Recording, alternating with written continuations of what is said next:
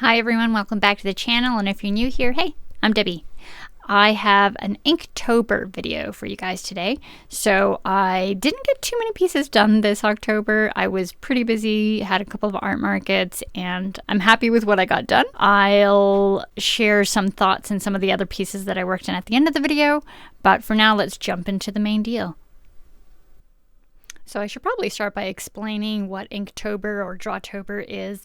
It is the art challenge month of the year. So October just happens to be when all the artists come out, and there are a ton of art challenges out there. Inktober is the big one that started it all. And I've never done a full Inktober before, but I knew that this year I wouldn't have time to do the whole thing, but I definitely wanted to use ink. So I just made it a goal of mine to practice some inking and different inking styles and just get a few pieces done. You know, you don't have to do the whole thing. Last year I did Mab's Drawloween Club, and that's a really fun one. It's very Halloweeny. All the themes are super Halloweeny, so all the basic things that you would think, you know, werewolf, witches, that fun stuff. But the community is super fun, and I really wanted to participate a little bit in that. So I had a list of a selected few challenges that I wanted to participate in. They were mainly Mab's Drawloween Club, Cursed Relic by the good people over at Peach Cult, and Ink Fables that was run by my friend Demetris. I think I had one other one, but I don't know if I got to it. But anyways, Inktober did overlap with Ink Fables, so that was kind of cool, and I was able to hit a couple of birds with one stone on some of the posts that I did. So the prompt for this day was Little Red Riding Hood in Ink Fables, and Ink Fables was overlapping with Inktober so that you could do two at once, which was kind of awesome. And Inktober's was Hike, I believe. And I didn't even check, but it happened to be that same day Mab's club was doing Grimm, like Grimm's Fairy Tales. So I was able to hit those three challenges with this one piece, and that's always fun because you get more traction from the hashtags and stuff. So during the month of October, I finally got around to watching Scavengers Reign. It was something that was on my watch list for so long, and I was looking forward to it so much, and it was so awesome, and I highly recommend it to you guys. The series just got canceled. It didn't get picked up for its second season, which is such a bummer because it was so awesome. And if you like science fiction and comic books and animation, the premise is sort of like Alien meets kind of like a fantasy world situation.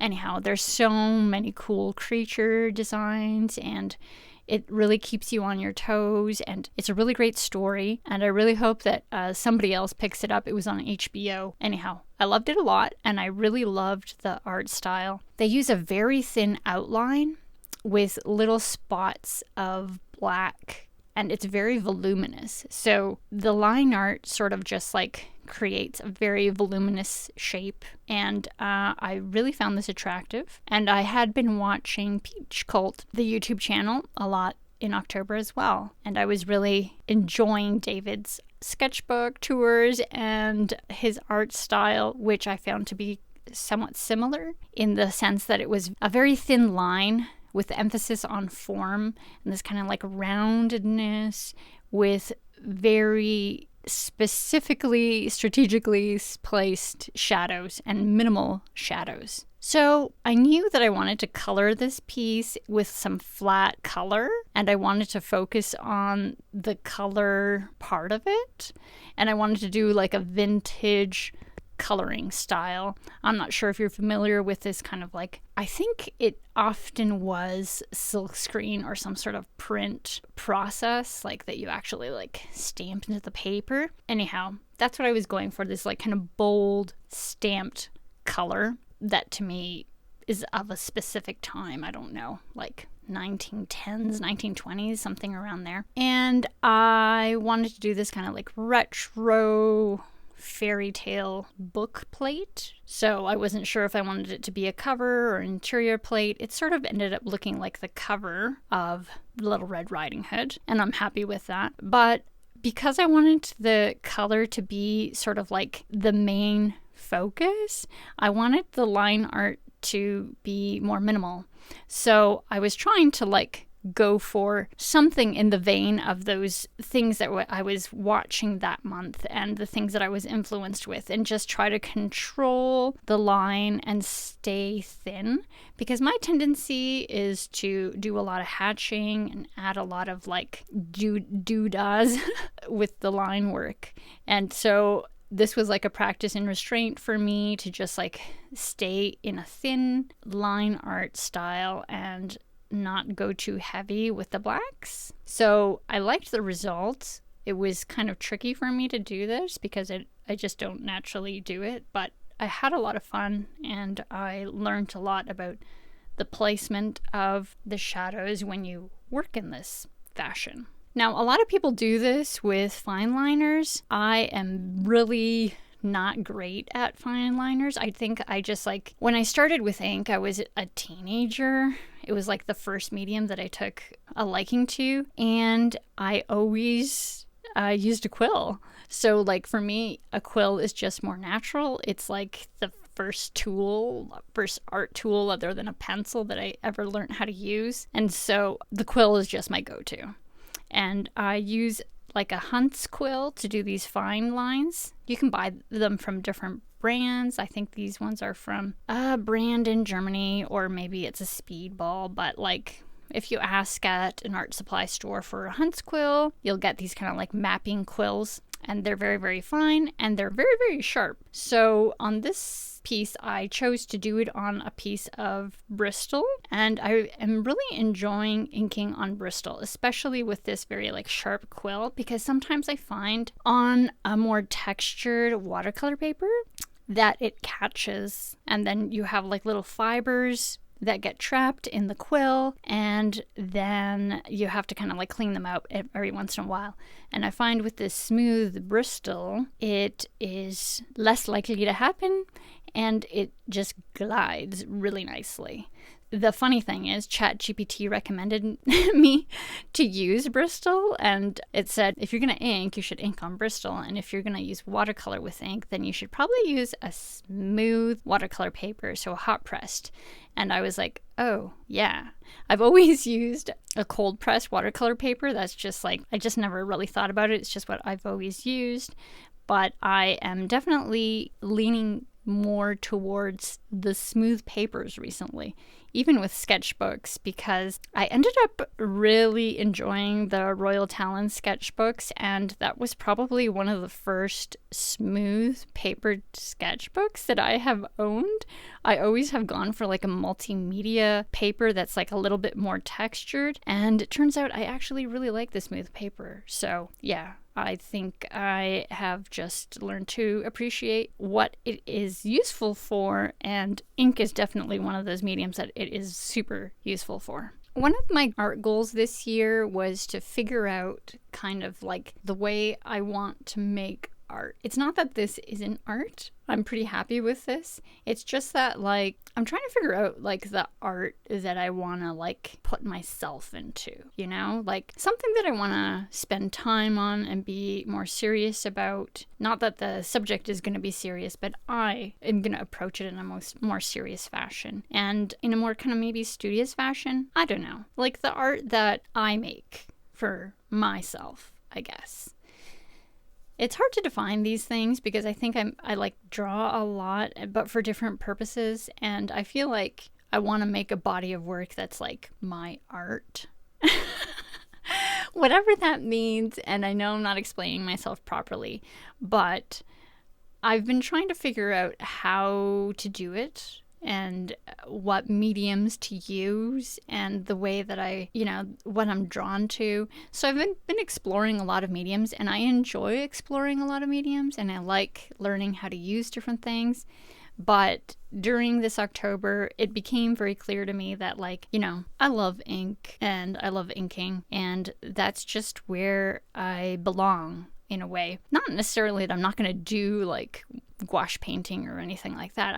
I mean, I still will, but I do want to be good at something. I want to be like really good at something. And I feel like ink is probably the one thing that I might be able to excel at because I already have a good grounding in it. So I think I should just focus more on that and developing those skills in a tighter fashion. And I'm actually very happy with that decision. It was the obvious one all along, but I kind of had to go through the motions of like making sure to get back to this point.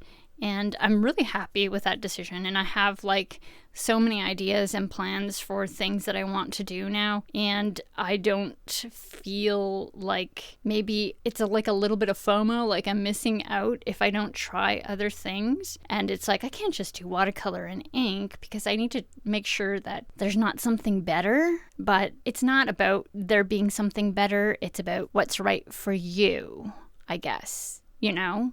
And I think that that combination is just like where I've always gravitated to, and it's the most naturally fitting for me. And that is fine. I don't have to force myself into, I don't know. I think I was like, I should learn to paint like a painter. And I will still practice that, and I will still like try to build those skills. But in the meantime, I should make work in the medium that I'm able to actually produce them in, to produce it in, you know what I mean? I've just come to that conclusion that like ink and watercolor, that combination, or just like ink on its own is sort of, it's where I started, and I think it's just where maybe it's where I started for a reason, you know, like because I liked it, and I still do after all these years. So it just felt like a comfortable pair of shoes, and even though I'm a little bit rusty with my tools and I need to like beef up those skills again, it still was just so nice, and I just enjoyed myself so much. And I think that's like the telltale sign, you know? I think that with art supplies and art in general, there's just so many choices and there's so many tools, and it depends on your intention and what you want to get out of it. But I really do want to create some more bigger, stronger pieces, I guess. I want to have some collections of things that mean something to me, and I think that this is the natural medium to do it in for myself personally, because I am a line art person, and the color and painting thing is actually really hard for me, and it's not where I naturally fit. Hopefully in the future I get better at it, you know, but I don't have to be good at all the things, but I do want to be good at least one thing, and I think that maybe I can be good at this. I don't have a lot to say about the process itself. Basically, I used a Hunt's Quill for the base line work, and then I also used a Winsor Newton Sable brush to do some of the thicker line art on the wolf character. And I ended up using some white gouache to correct some mistakes. It's not ideal because it creates a texture and then you can't really like ink on top of it properly. I forgot to pick up my husband's white ink. I'm going to test that next time, but you know, that was handy. It worked okay. And that's about it for this piece. And the Bristol paper, which I think was key also in order to get like these clean lines. So that's that.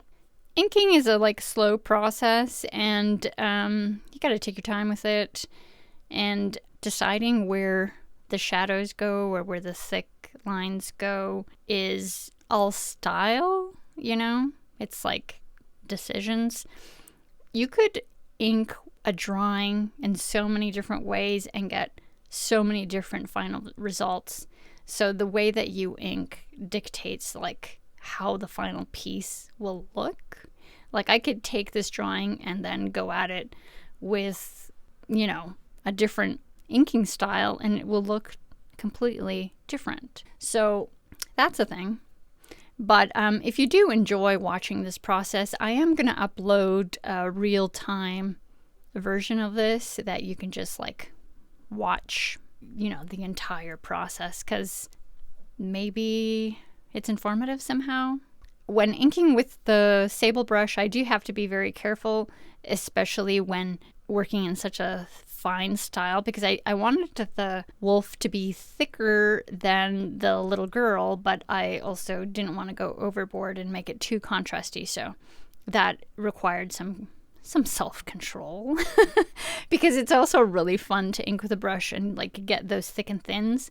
But for this particular style that I was going for, I didn't want too much of that because it gets kind of like cartoony, and that's not like the end result that I was going for.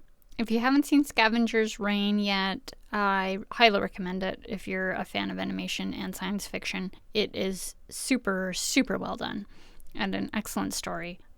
If you have seen Raised by Wolves, it's something like Raised by Wolves crossed with like Prometheus, like the Alien universe. Very, very cool. And I do think that they are highly influenced by Mobius, perhaps. I mean, it seems obvious to me, but it's not necessarily true. And I don't think that my final piece reflects the influences that were influencing me this month, but maybe that's interesting to you, that like it just because you're informed by certain things that you see doesn't mean that the way that you bring it out is like mimicking that. It's just influencing your decision making, you know, because I think that the art style is actually quite different. So what I did at the end there, once I was done inking, is I took a picture of like kind of a little setup that I wanted to color, and I brought it into Procreate and I colored it in there. And I ran out of time. I really wanted to put in some sort of caption using some sort of like German font. But first of all, I'm not good at lettering. And second of all, I ran out of time. This was like really late at night when I finished. So I just found a decent German font in Canva and I added it in digitally, and that Rotkäppchen is how you say a Little Red Riding Hood in German. This is what the post looked like on Instagram, and the challenge leaders liked my post, and that always makes me happy to please them because they're doing the job of running these challenges, and that's a big job, you know. And they shared them, and that's always fun. So I got a little bit of views out of that, more than I regularly do. And I did do some other little sketchbook things during the month and some Halloween themed drawings. And I practiced using fine liners on that little devil lady, and that was some Muji pen doodles. This was the initial drawing of the piece that I inked, and I'm glad I didn't ink on top of it because I really like the drawing. I think it's probably better than the inks. And I also tried another challenge day. I think this was Green Fairy, and that was Quill and brush ink.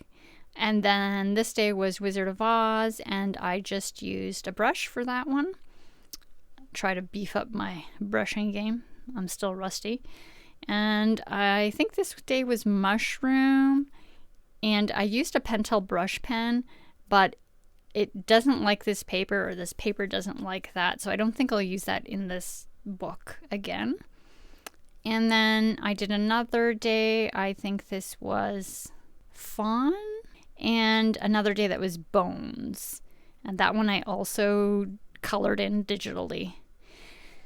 I also wanted to do the Cursed Relics, and I never ended up finishing those, but I got a lot of ideas, and actually the prompts made me think of tarot cards, and then I was like, I should do like a tarot card series, but I wanted them to be really good and really like well done. So I think that that's something that I am going to tackle during the winter months and plan a little bit more thoroughly. I don't know that much about tarot, but I really like the design, and I do know a little bit. So it's a fun world to play in. So although I didn't get anything done for that challenge, I did get a lot of ideas generated. And I did post that little sticker, that vinyl sticker, as one of my posts, as well as that little pumpkin. They're stuff from my shop, and I use them as part of my challenge posts as well. If you want to check out all the posts that I did this month, you can check out my Instagram. Thanks for watching the video, everyone, and I hope you had an excellent spooky season. And let me know how your art challenges went, if you participated in any. And let me know what your favorite ones are, because there's so many out there these days. Yeah, we should get the word out for each other. Anyhow, I'll see you at the next one. Bye.